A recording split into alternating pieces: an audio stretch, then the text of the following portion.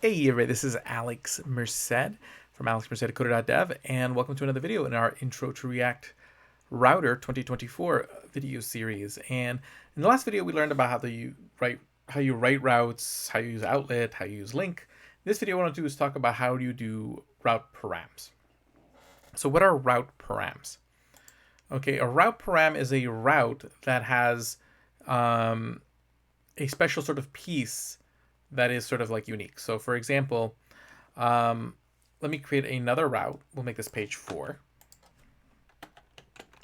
Okay, and page 4, and we'll say page 4 slash, and then I'm going to write colon param. So that's what's referred to as a param. Okay, it's essentially what it is. It's a variable in the URL. Essentially, you're saying, hey, this part of the URL can be anything. Okay, but I want you to capture that as a value called param. You can give it any name you want. I can call it cheese for all I want. So it'd be just colon cheese.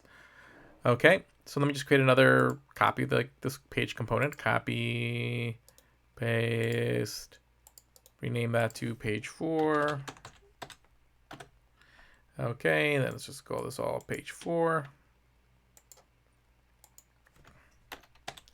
Okay, and just so you can see, like if you have a page that you know is going to receive a param, one way you can use those params is you can import a hook called useParams.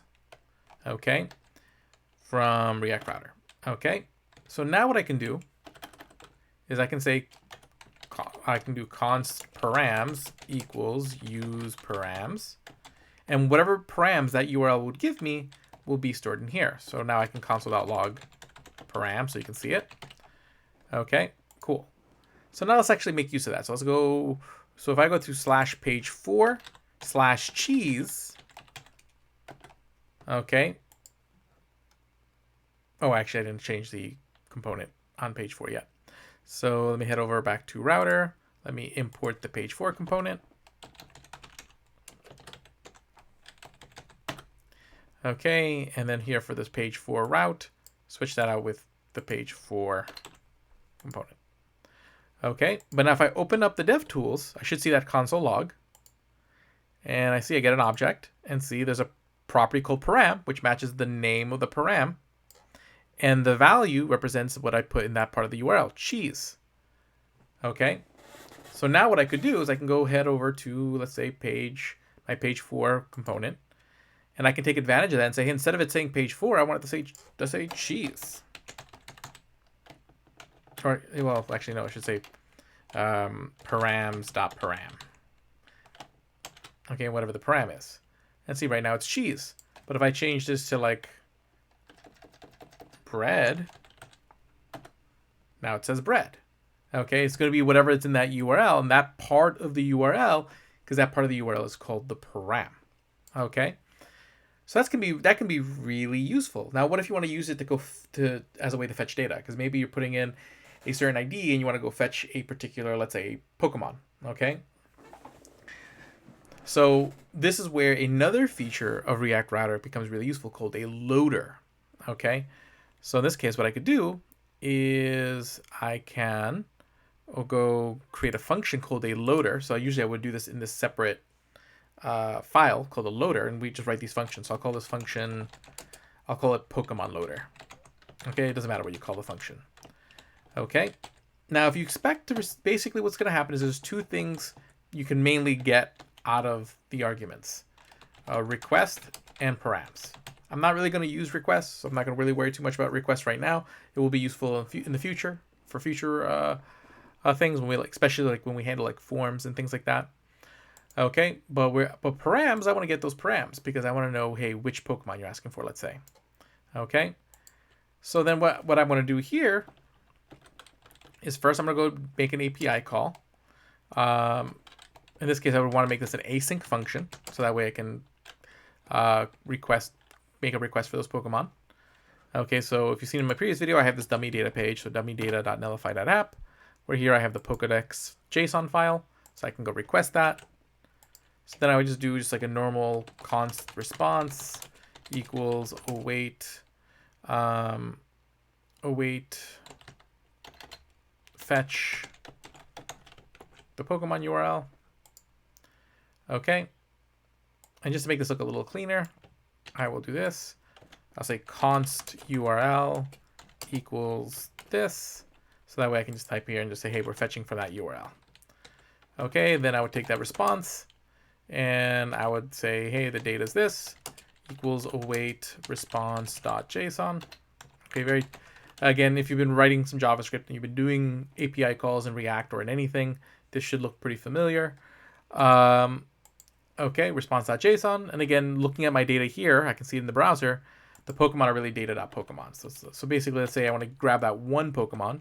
So const single Pokemon. So I'll say const Pokemon equals data.pokemon. And I just want to find that one Pokemon. Okay. And actually, I want to make sure I grab that param. So I'm going to say const number, ID number, equals params.param, because that's what we called it in our URL. Okay. And I'll say data.pokemon for each Pokemon, which I'll abbreviate as P, because again, I'm just using, and I need to use the find function. So let me do that, .find. So for each Pokemon, what I want to check is that if that p.id number equals the ID that we got from our params, because you can see each Pokemon has an ID. Okay, so I'm just checking to say, hey, which Pokemon has that number that we sent, and then we can return that Pokemon. Okay, essentially this becomes the return value of the loader. So you can do whatever asynchronous logic you want to do here, because the way these loaders work is they're just a function. So this function just will, given these params, I can go fetch the Pokemon that I want. Now, how do I make sure that I attach it to my route? Okay, well, first I'm going to export it. So I'm going to just type in export over here. Okay, so that way this is exported from the file. Now I'm going to head back to my router, and now I can import this function. So I'm going to import Pokemon loader. There it is. And what you can do is that when you define a route, so in this case our page 4 route, I can define a loader, and I can say, hey, run this function, which we call Pokemon loader. And now anytime this route loads, it's going to load up, run this function, and I'll be able to access the data that that function returns. So how do I do that? So let me go back to page 4. There's another hook called useLoaderData. Okay, and that's going to give us the loader data. Okay, so let me just put params there so you can see the difference between these two console logs. Now if I go here, const Pokemon equals useLoaderData, because the loader data should be the Pokemon. If I do console.log Pokemon, I'll see what happens if I go to page 4 and let's say 50. Okay, I'm going to go to 50. Okay, and what did I get? Find loader for route.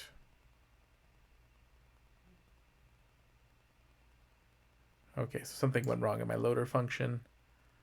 Okay, so let me just go back and take a look at my loader function. That's going to be my loaders.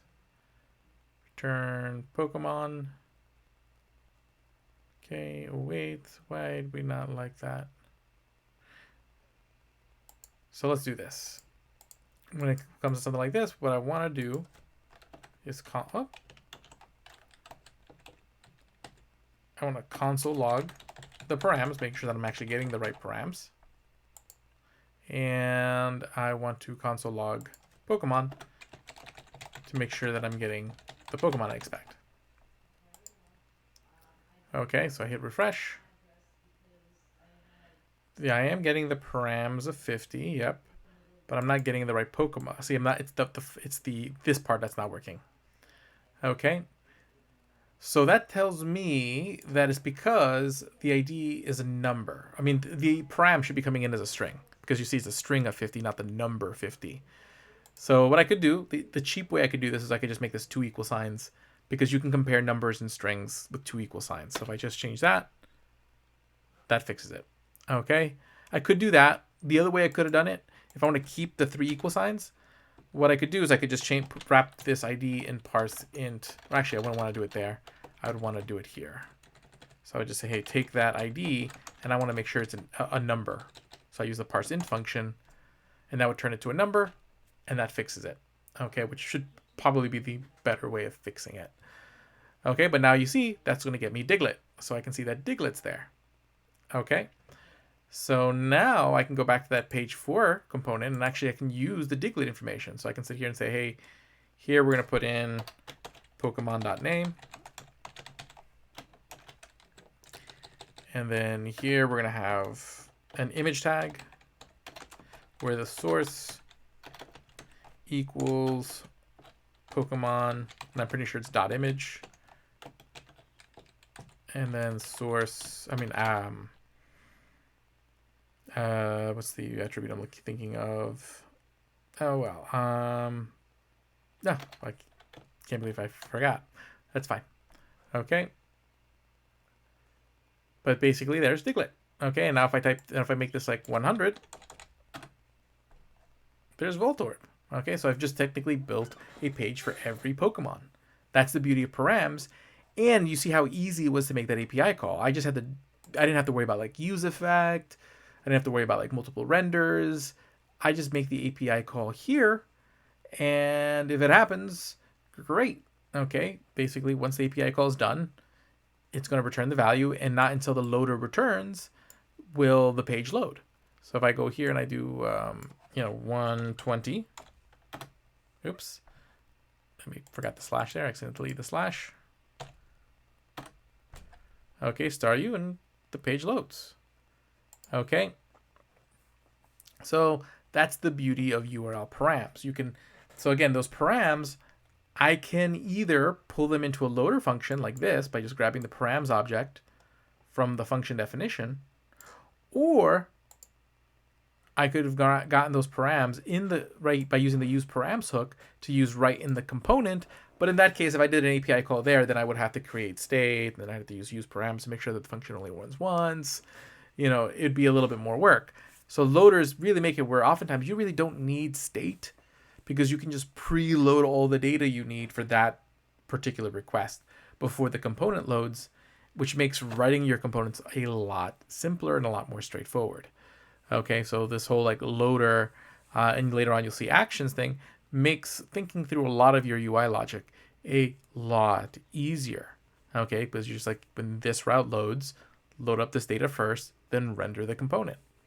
And you'll see later on, when I submit this form, do this thing, and that's sort of what the actions are going to do. So I'll leave that to later on, but I'll see y'all later. Have a good one.